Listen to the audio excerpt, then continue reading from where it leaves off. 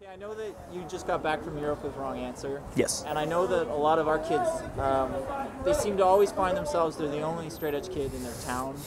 And it seems like everybody they know drink.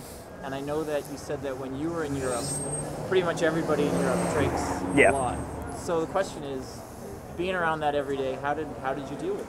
Well, I think the easiest way to deal with it is to realize that, like, I mean, I've never been, like, envious of how people who are, like, I've never looked at, like, a group of people drinking and been like, oh, man, like, I wish I was doing that. Like, it's just, like, it's either one of two reactions. Like, one, okay, cool, you're doing your own thing, I'm doing mine. Or two, like, oh, God, this is, like, so embarrassing. Like, these people are so whack. Like, I'd say, honestly, I don't know how many of your people listen to Embrace, but the band Ian did after Minor Threat, more of like an emo band. Right. But Embrace has a lot of like really, down-to-earth lyrics on this kind of subject, and one is like, I don't like parties, they avoid the truth, people lying in search of a good time.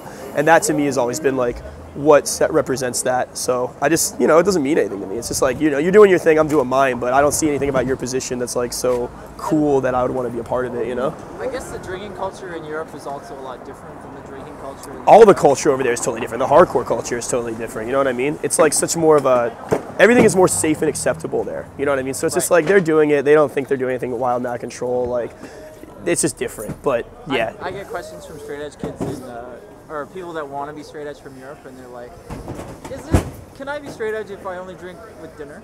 Yeah, right. It's like so part of their culture or whatever. If I don't party? I mean, there's a lot of cool straight edge kids in bands from over there and stuff like that. But yeah, it's so, everything about their culture is like a totally different thing than ours is. Hardcore, drinking, everything. It's like very different approach.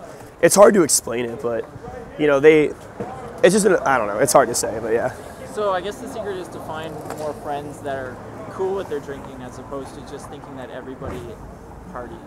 Yeah, or just if you just do your own thing and you're not like a dick to other people and you just don't even care, like you're gonna find a place where you fit in, even if you're in a room full of people who are not anything like what you're doing. Yeah, just go ride BMX and hang out with BMX riders. I guess it's about like confidence or whatever, but I don't know. A lot of it's confidence, right? Which is probably why more people should be lead singers in hardcore bands. Well, yeah. I mean, I didn't find it until later in life. I actually got more confident from working than from anything in a band. Working? Yeah, working gave me confidence. Being in a band, I was just like, makes you feel like a weirdo. It doesn't make you feel confident. But yeah, my job made me feel like a man eventually. What do you do for work? I haul junk. I work for a junk hauling company. So I go and clean people's houses out and shit like that. But I deal with a lot of different kinds of people, different situations and stuff like that. So you learn to be comfortable under a lot of different, types of stress or What's like weird. What's the weirdest situation you were in as a junk hauler?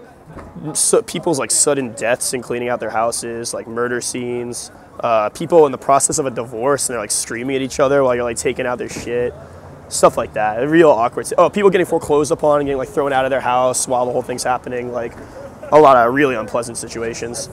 And then there's pleasant situations too, you know what I mean? Like say somebody's got 40 years worth of shit in their basement, you finally clean it out, it's like, damn, I have this basement I never knew I had, It's like ridiculous, but sometimes I put a smile on somebody's face. It's not all bad, I guess. Cool. And I heard that Wrong Answer wasn't supposed to be playing any shows in 2014, but you guys are changing that?